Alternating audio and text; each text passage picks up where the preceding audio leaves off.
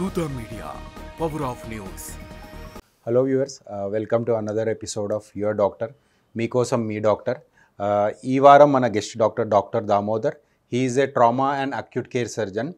ఈ వారం మనం వచ్చిన మన గెస్ట్ డాక్టర్తో he is a trauma and acute care surgeon. So ఈ ట్రామా సర్జన్ అంటే ఏంటి? వీళ్ళు ఇది ఇప్పుడు ఎవాల్వింగ్ బ్రాంచ్.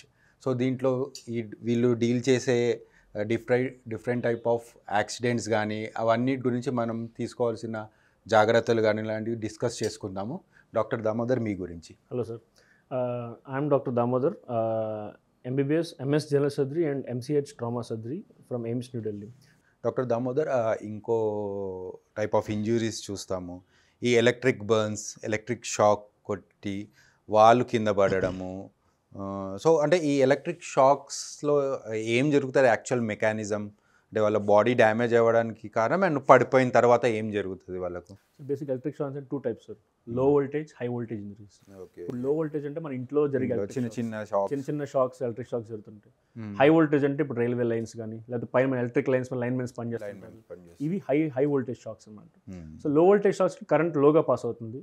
బేసిక్గా మనం ఎక్కడైతే పట్టుకుంటామో అండ్ ఏదైతే మన బాడీ పార్ట్ గ్రౌండ్కి అటాచ్ అయి ఉంటుందో ఈ పాత్లో కరెంట్ ఫ్లో అవుతూ ఉంటుంది. పట్టుకున్న దగ్గర నుంచి మన నియరెస్ట్ బాడీ పార్ట్ ఎక్కడైతే గ్రౌండ్కి కాంటాక్ట్లో ఉందో, నేలకు కాంటాక్ట్లో ఉందో దానికి ఆ పాత్ అంతా కరెంట్ ఫ్లో అవుతూ ఉంటుంది. హై అయినా లో అయినా ఏదైనా సరే. సో ఏమవుతుందంటే హై వోల్టేజ్లో ఏమవుతుందంటే ఎక్కువ ఆ పాత్లో ఉన్న మజిల్స్ అన్నీ డ్యామేజ్ అయిపోతుంటాయి. All muscle cells will be dead. అన్ని మజిల్స్ డ్యామేజ్ అవుతాయి. అండ్ ఆ కరెంట్ షాక్ వల్ల హార్ట్కి ఎర్థమియాస్ వస్తాయి.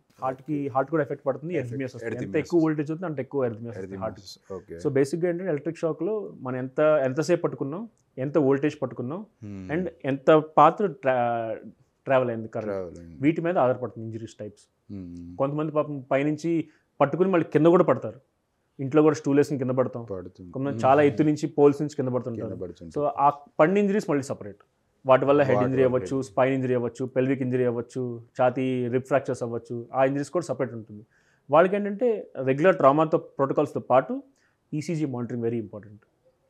ఎర్థమియాస్ వస్తే కార్డియో వర్షన్ చేస్తాం అనమాట, ఎర్థమియాస్ రాకుండా. సో ఆ ఎర్థమియాస్ ఈసీజీ మానిటరింగ్ కంటిన్యూస్ ఉండాలి. ఇంకా మజిల్ డ్యామేజ్కి మయోగ్లోబిన్ రిలీజ్ అయ్యి కిడ్నీ ఫెయిల్యూర్ అవుతుంది. సో వాళ్ళకి immediate flushing, so fluid therapy, diuretic therapy ఇవ్వాలి వాళ్ళకి. సో ఇవన్నీ జాగ్రత్తగా చూసుకోవాలి. యాక్చువల్లీ ఈ యాక్సిడెంట్స్ కానీ ట్రామాలో సో న్యూరాలజికల్గా ఒకటి తీసుకోవాలనుకుంటే యాక్చువల్లీ పేషెంట్ ఇంటర్నల్గా ఆ టైంకి ఫిట్స్ రావచ్చు, సీజర్స్ రావచ్చు, లోపట్లో ఇంటర్నల్గా ఏదైనా బ్లీడ్ రావచ్చు. దానివల్ల వాళ్ళ కాన్షియస్నెస్ లెవెల్స్ అనేది తగ్గిపోయి సో ఇప్పుడు సపోజ్ పర్సన్ డ్రైవింగ్ చేస్తున్నా, డ్రైవింగ్ పేషెంట్కే ఫిట్స్ వచ్చినాయి అనుకోండి, ఆబ్వియస్లీ డ్రైవింగ్ కంట్రోల్ పోతుంది. కానీ అది వెళ్ళి యాక్సిడెంట్స్ లాగా, హిస్టరీ మాత్రం యాక్సిడెంట్స్ లాగా బయటకు వస్తుంది. సపోజ్ డ్రైవింగ్ చేసే వాళ్ళకి కార్డియాక్ అరెస్ట్ అయిపోవచ్చు, అది మళ్ళీ చూడడానికి యాక్సిడెంట్స్ లాగానే కనిపిస్తుంటుంది.